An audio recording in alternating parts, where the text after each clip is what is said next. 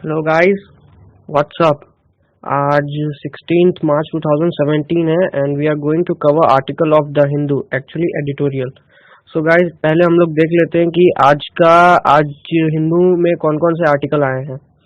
So the first one is the main article, indeed we call saffron storm in UP, and the subheading is UP has been the epic center of identity politics, but this election exposed the limit of the politics of social justice।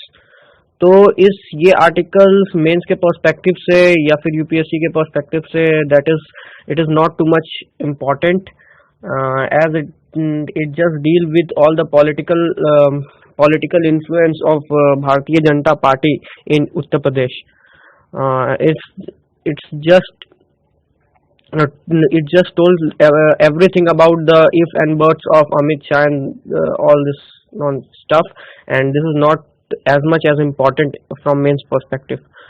And just adjacent to it, there is one more article, gauntlet at Sukma। This article ये जो Maoist attack हुआ था वहाँ छत्तीसगढ़ में, उससे deal करता है। वो सीआरपीएफ के 12th जवान दे वर असैसिनेटेड, तो उससे रिलेटेड ये आर्टिकल है। This article will be discussed.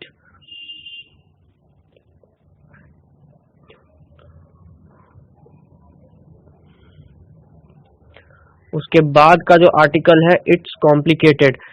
ये जो आर्टिकल है ये टर्की और जो यूनाइटेड नेशन के बीच जो मेस हो गया है एक तरह से, मतलब उनके बीच जो अभी टर्की और यू में रिलेशन बहुत अच्छा था। इमिग्रेंट क्राइसिस जो यूरोप में हुआ था, जर्मनी में हुआ था, तो वो हेल्प यहाँ पे उस चीज को काफी हद तक कंट्रोल कर लिया था टर्की ने। बट कुछ टर्की के इंटरनल इश्यूज थे। रेफरेंडम एक होना था, वो रेफरेंडम क्या हम लोग देखेंगे। उस रेफरेंडम का सपोर्ट यूरोपियन कंट्रीज ने नहीं किया, जिससे टर्की गुस्सा हो गया और ये सब वहां पे ये इन्फ्लुएंस वहां पे आया। यहाँ इसके बाद का आर्टिकल है क्राइम ऑफ एपार्थीड। ये जो आर्टिकल है, इसको हम लोग डिस्कस करेंगे, और ये अपार्थाइड होता क्या है ये भी हम लोग आज देखेंगे। तो ये आर्टिकल ये आर्टिकल भी इम्पोर्टेंट है। उसके बाद ये जो उसके नेक्स्ट पेज में आर्टिकल है, ये स्कॉटलैंड से रिलेटेड है, और ये जो है ब्रेग्जिट, स्कॉटलैंड का एग्जिट ब्रेग्जिट से जो हुआ था वो उसके ऊपर रिलेटेड है। ये कोई उतना इम्पोर्टेंट आर्टिकल नहीं है, ये लेस वर्थी। उसके बाद अ लॉस्ट अपॉर्चुनिटी, ये मैटरनिटी बेनिफिट पर है, और उसके बारे में ऑथर ने बताया, ये इम्पोर्टेंट है। उसके बाद कंपेयरिंग बजट्स, ये आर्टिकल उस हद तक इम्पोर्टेंट नहीं है, but it can be used as fodder in many essay type questions. So better you read it yourself. This article is not as much as important. So guys, let's start. तो आज का जो article है, वो first article that we'll discuss is it's complicated. Turkey and EU nations can't afford to wait till the referendum to de-escalate tensions. तो ये article ये basically European union और टर्की के बीच के जो रिलेशन में जो एक जो खराब उन लोग का जो रिलेशन हुआ है, उस पर बेस्ड ये आर्टिकल है। तो let's start this article. Until Turkish President Recep Tayyip Erdogan started a high-voltage campaign for next month's referendum on constitutional reform that gave him more power, relation between Ankara and the European Union were relatively stable, though not without glitches. यहाँ से यहाँ तक ये इस article में ये बताया गया कि what was that referendum, वो जिस पर जो that is the basis of the glitches in relation between European union and Turkey is that particular referendum. तो वो रेफरेंडम है क्या एक्चुअल में, यहाँ पे ये बता रहे हैं कि ये जो रेफरेंडम है वो एक कॉन्स्टिट्यूशनल रिफॉर्म है जो कि वहाँ के जो प्रेसिडेंट है रिसेप तैयब एर्दोगन टर्की के, उनको ये एक बहुत ज्यादा वो जो अभी उनके पास जो पॉलिटिकल पावर है उस पॉलिटिकल पावर को एनहेंस करता है। Crescendos his political power crescendos after winning this referendum. तो उसके बाद यहाँ पे ये बोलते हैं कि relation between Ankara and European Union were relatively stable. उसके पहले रेफरेंडम का जो कैंपेन होना है उसके पहले जो रिलेशनशिप है वो रिलेटिवली स्टेबल था, लेकिन स्टेबल हुआ, लेकिन जो एक होता नहीं है कि अगर रिश्ते टूट जाते हैं तो फिर जुड़ते हैं तो एक गांठ पड़ जाती है, वही चीज यहाँ पे बताया जा रहा है कि दो नॉट विदाउट ग्लिचेस मतलब ग्लिचेस मतलब होता है किसी भी चीज, इसका लिटरल मीनिंग है माल फंक्शन। तो अब उसके बाद है trouble started when mister Erdogan allies drew up plans to organize campaign rallies in European cities to mobilize support among the tens of thousands of Turks living in Europe who are eligible to vote in April 16 referendum। ये जो इनकी जो party है रिसेप Tayyab Erdogan की, ये चाहते हैं कि एक रेफरेंडम पास हो, उस रेफरेंडम के थ्रू इनको बेसिकली ये टर्की, अगर ये रेफरेंडम पास हो जाता है तो टर्की में एक तरह का प्रेसिडेंट रूल आ जाएगा, इनके पास बहुत ज्यादा पावर आ जाएंगी। वो पावर क्या है ये इस आर्टिकल में नीचे दिया गया, वो हम लोग डिस्कस करेंगे। लेकिन यहाँ पे ये इनका जो जिस वजह से ये मैस हुआ है, जिस वजह से ये सब हुआ है, रायता फैला है, वो इस वजह से हुआ है क्योंकि बहुत सारे टर्क्स जो हैं वो रहते हैं यूरोपियन कंट्रीज में। तो जैसे कि हो गया European countries including Austria, Switzerland, Netherland, German towns, तो ये यहाँ पे ये लोग रहते हैं। तो यहाँ पर क्या हुआ कि ये जो रेफरेंडम यहाँ के लोग भी जो रेफरेंडम होना है उसके लिए इन लोगों को भी वोट करना है। जो यहाँ पे रहते हैं वो लोग they are eligible to vote in the April 16 referendum, तो वो दे आर एलिजिबल। तो क्या इन्होंने क्या किया कि एक तरह का एक तरह का जो प्रमोशन होता है वो कैंपेनिंग शुरू कर दिया वहाँ पे दूसरे देशों में, जर्मनी में शुरू कर दिया, ऑस्ट्रिया में शुरू कर दिया, स्विट्जरलैंड में शुरू कर दिया, नेदरलैंड में शुरू कर दिया। तो क्या हुआ कि ये लोग वहां पर जाकर के कैंपेन करने लग गए। लेकिन जो ये सब ऑस्ट्रिया है, स्विट्जरलैंड है, नेदरलैंड है, जर्मन है, इन्होंने क्या कर दिया, इस कैंपेन को बैन कर दिया। Towns banned such rallies, raising security concerns as well as fear of domestic political repercussion। तो यहाँ पर repercussion, तो यहाँ पे ये लोग इनका क्या हुआ कि इन लोगों ने सीधे इसको बैन कर दिया।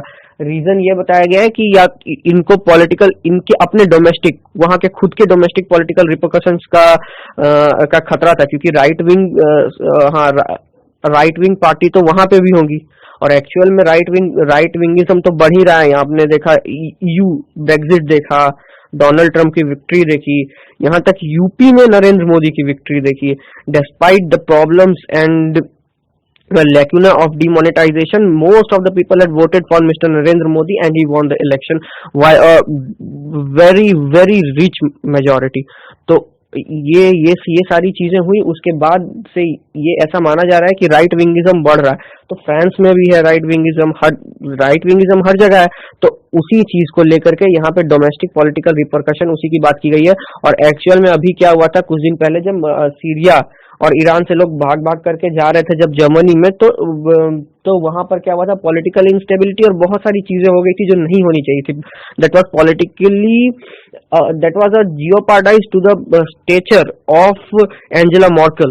तो मतलब वो खतरा था उनके स्टेटस के लिए, उन स्टेचर के लिए। तो वहीं पर टर्की को बोला गया था कि आप क्या कीजिए, आप जो भी आते हैं, जो भी माइग्रेंट हमारे पास आते हैं वो टर्की के थ्रू आते हैं, डायरेक्ट नहीं आते, वो टर्की के थ्रू आते हैं।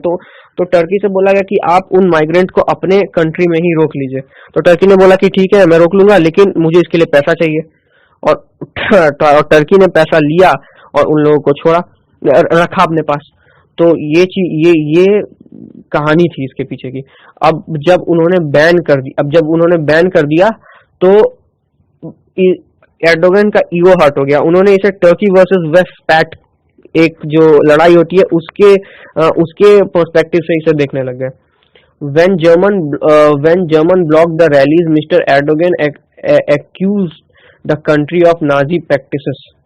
इन्होंने यहाँ पर टर्की इसको जर्मन को क्लेम किया कि German was very Nazi practice और Nazi practices, they are doing Nazi practice. और जो नाजिज्म जो था शुरू से जर्मनी में वो अभी भी कंटिन्यू करता है, वहाँ पे प्रिवेल करता है। उसके बाद यहाँ पे और सिर्फ केवल Germany is not only the country who has stop this campaign, there are certain many countries which have done the same thing, just like Netherlands ने क्या किया, जो टर्किश फॉरेन मिनिस्टर थे मेवलूत केवस्लोगू, तो उसका जो प्लेन था उसके प्लेन को ही टर्की में उतरने नहीं दिया। ये जो नाम है, इस नाम को आप याद मत कीजिएगा, कहीं कोई काम का नहीं आएगा, इसका कोई वो नहीं है। तो ये जो है, अब उसके बाद उनका जो टर्किश फॉरेन मिनिस्टर का जो प्लेन था उसको लैंड ही करने नहीं दिया। और फिर वो जो फॉरेन मिनिस्टर थे, वो जो रेफरेंडम होना था, रैली होना था, उसको वो एड्रेस करने आए थे। Mister Erdogan called the country fascist and Nazi remnant. तो वहां पर भी यहाँ पे इन्होंने नीदरलैंड्स को इन्होंने एलेज किया कि they are fascist and Nazi remnant. उसके बाद यहाँ से आ रहा है ties between the Netherland and Turkey deteriorated rapidly thereafter. उसके बाद जो नेदरलैंड और टर्की का जो टाइज था वो डेटोरिएट हो गया। तो खैर ये तो with Ankara effectively removing the Dutch ambassador. Ankara is the capital of Turkey. तो वहां पे ये बोलते हैं कि वहां से डच जो एम्बेसडर थे उनको टर्की ने हटा दिया वहां से। उसके बाद the Turkish government has also hinted that it would scrap an agreement reach with Europe last year to कव the passage of migrant through Turkey in return from financial help from the EU। ये जो मैंने आपको कहानी भी बताई थी कि ये जो माइग्रेंट्स थे, वो माइग्रेंट जाते थे टर्की के थ्रू, तो उस टर्की को EU ने कुछ पैसे दिए और बोले migrants please stop those migrants in your own country. तो उन्होंने हाँ किया था। तो अब वो ये बोल रहे हैं कि अब हो सकता है, ये ऐसा हो सकता है कि वो जो एग्रीमेंट हुआ था वो भी स्क्रैप हो जाए। तो उसके बाद the referendum is crucial for Mr. Erdogan's ambitious plan to overhaul Turkey's political system। तो उसके बाद यहाँ पे ये बोल रहे हैं कि जो रेफरेंडम होने वाला है, जो उसके ये एर्दोगन जो करवाना चाहते हैं, वो टर्की के पॉलिटिकल सिस्टम के लिए अभी तो कुछ दिन तक ठीक होगा, लेकिन बाद में that will definitely hit the stability of Turkey's political system. यहाँ पे उसके बाद ये बोल रहे हैं if he gets the reform approved by majority of voters Turkey would move towards the presidential system. ये जो है ये रियल थ्रेट है वहाँ पे। उसके बाद he would then handpick his own cabinet and his Justice and Development Party's MP and gain at least 2 5-year terms uncontested. यहाँ पे बताया जा रहा है कि वो जो रेफरेंडम जो होने वाला है उसके प्रपोजल्स क्या है, उससे होगा क्या, ये चीज यहाँ पे बताई जा रही है। ये बोल रहे हैं कि अगर वो पास हो जाता है वो रेफरेंडम, तो जो कैबिनेट होगा उनका, वो कैबिनेट के जो मेंबर होंगे वो सब इन्हीं के द्वारा सिलेक्टेड होंगे। और उसके बाद जो इनकी जो पार्टी है जस्टिस एंड डेवलपमेंट पार्टीज, उसके जो MP होंगे वो कम से कम तो 2 बार 5 साल के, जैसे हर एक 5 साल पे इलेक्शन होता है, तो वो लोग 2 टेन्योर में वो लोग बिना कॉन्टेस्ट करेंगे नहीं, और वही लोग रहेंगे वहां पे। कहने का मतलब ये, it is therefore unsurprising that Mr. Erdogan is turning the diplomatic crisis into a political battle to appeal to nationalist section of the electorate।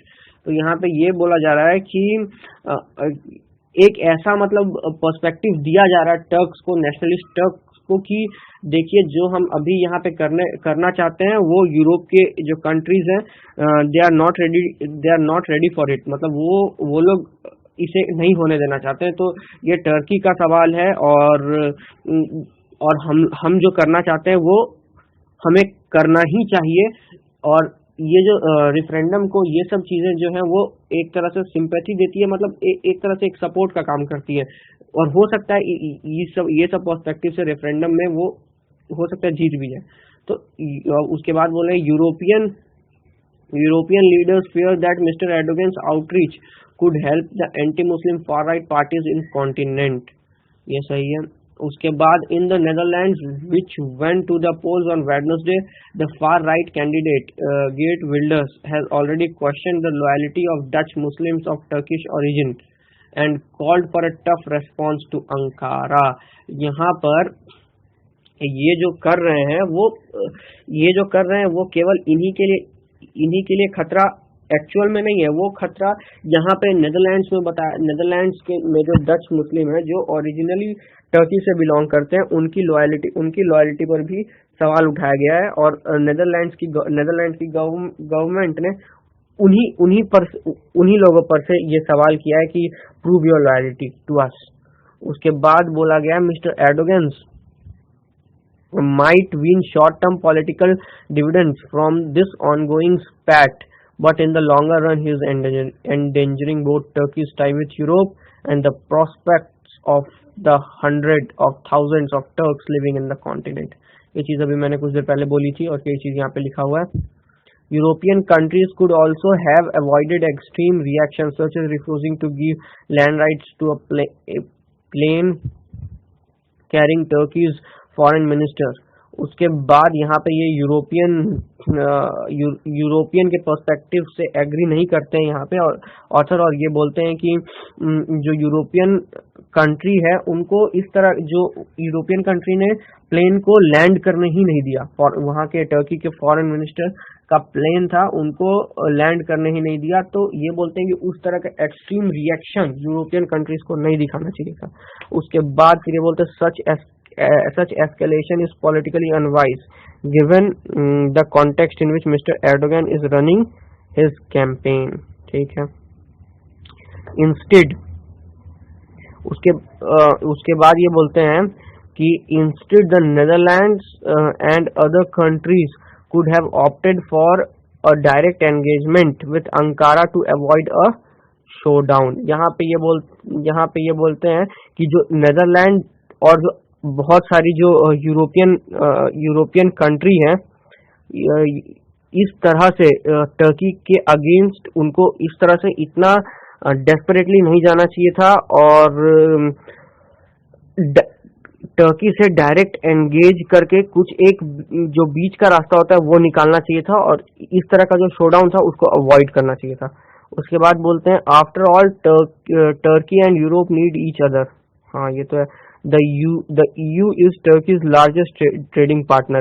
उसके बाद ये बता रहे हैं कि EU का जो लार्जेस्ट ट्रेडिंग पार्टनर है वो खुद टर्की है and Turkey is a NATO member. Okay. हालांकि withdrawal of NATO forces from Afghanistan, ये जो इसका जो एस्केलेशन वहाँ पे जो हुआ है उससे तो टर्की का जो वहाँ पे डोमिनेंस है वो कुछ और टर्की और फिर अदर कंट्रीज का वो डोमिनेंस कुछ ज्यादा ही बढ़ गया, हालांकि क्योंकि टर्की आधा एशिया में भी आता है इस वजह से। And Turkey is a NATO member, ये नेटो मेंबर है। उसका both side will be tested on whether they can turn the focus to more positive aspect of this complicated relationship. तो यहाँ पे इसका एंड किया हुआ है। तो I hope you all enjoyed this article और इसका जो समरी है आर्टिकल का वो तो आपको क्लियर हो ही गया होगा और ये आर्टिकल आपको अच्छे से समझ में भी आया होगा। So guys I hope you enjoyed and thank you for watching. Thank you very much.